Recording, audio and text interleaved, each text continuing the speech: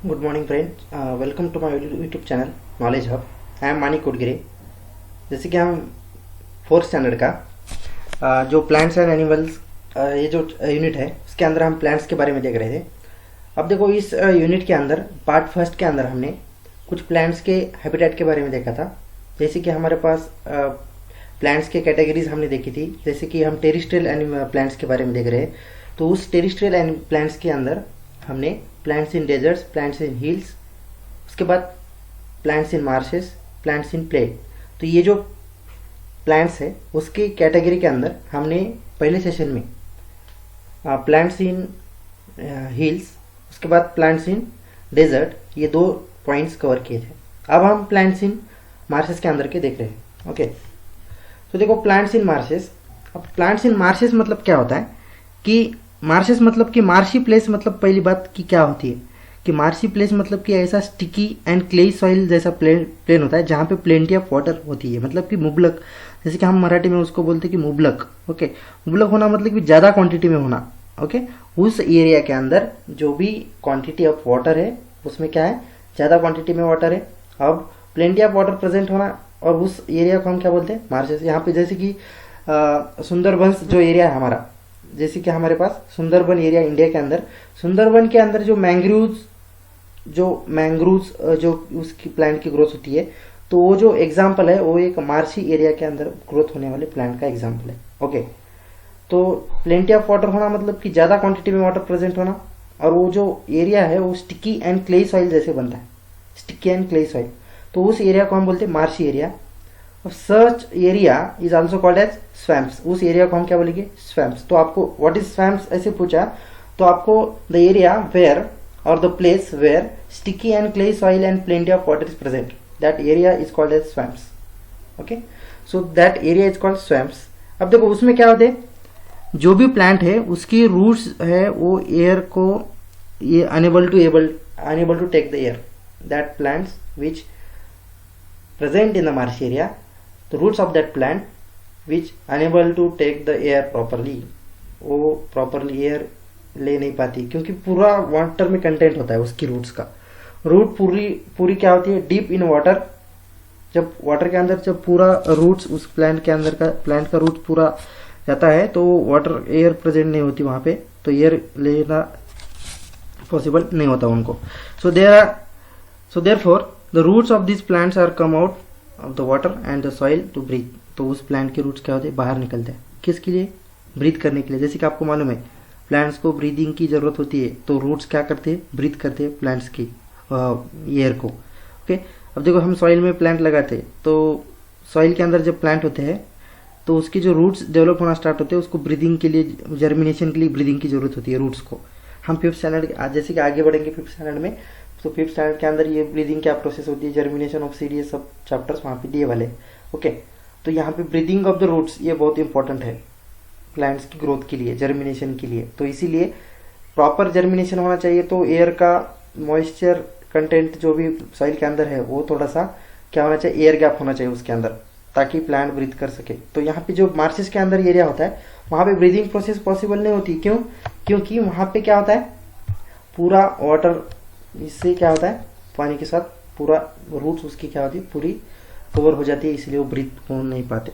सो देखो यहाँ पे जो रूट ब्रीथ नहीं कर पाती तो क्या करेगी, वो पानी के बाहर आएगी, तो वो वहाँ पे ब्रीदिंग प्रोसेस हो जाती है।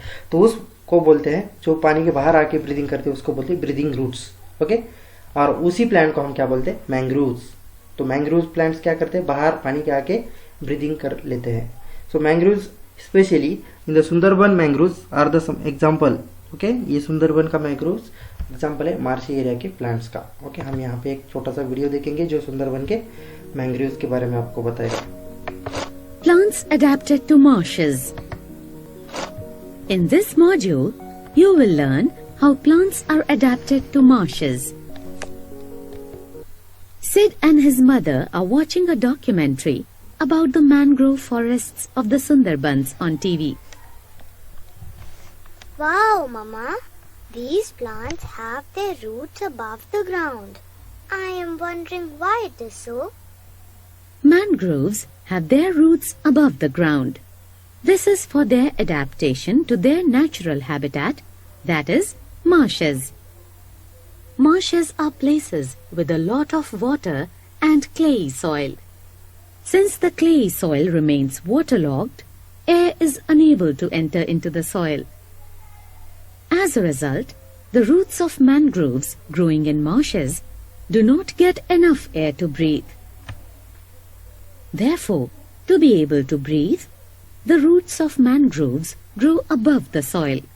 Such roots that grow above the soil are called breathing roots.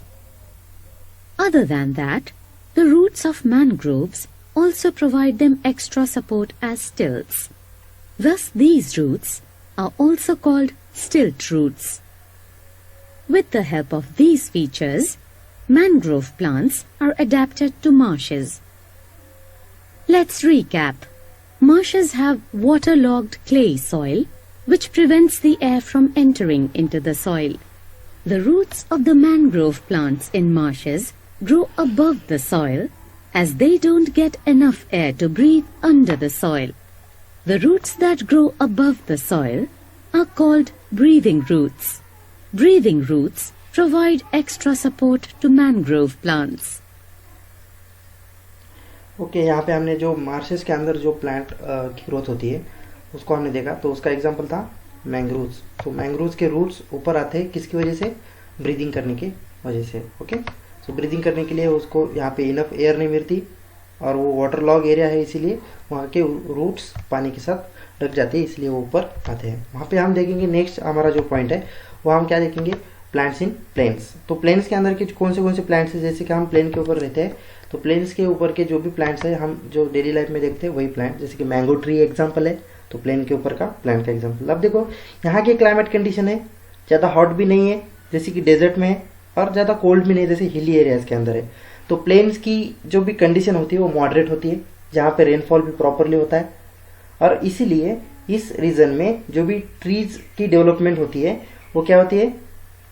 कैसी ट्रीज होती है जहाँ पे जनरेट, जैसे कि वहाँ पे कैसे होती थी, कौन शेप हो रही थी, हाइटेड, उसकी ज़्यादा हाइट भी बढ़ रही थी उस ट्रीज की. कोई ट्रीज ऐसे थे जो कि पानी के अंदर उसके रूट्स ऊपर आके ग्रोथ होते थे. इसी वजह से जो प्लेन के ऊपर जो प्लांट्स ग्रोथ होते हैं उसकी ग्रोथ कैसे होती है?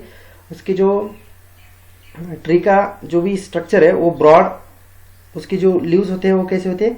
ब्रॉड लीव्स जनरेट होते हैं और ग्रोथ होती है उसकी, और they can capture a lot of sunlight to make their food.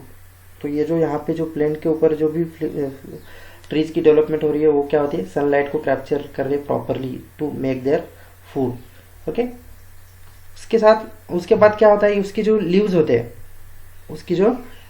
हैं, तो क्या करते हैं? The trees shed their leaves during the winter season.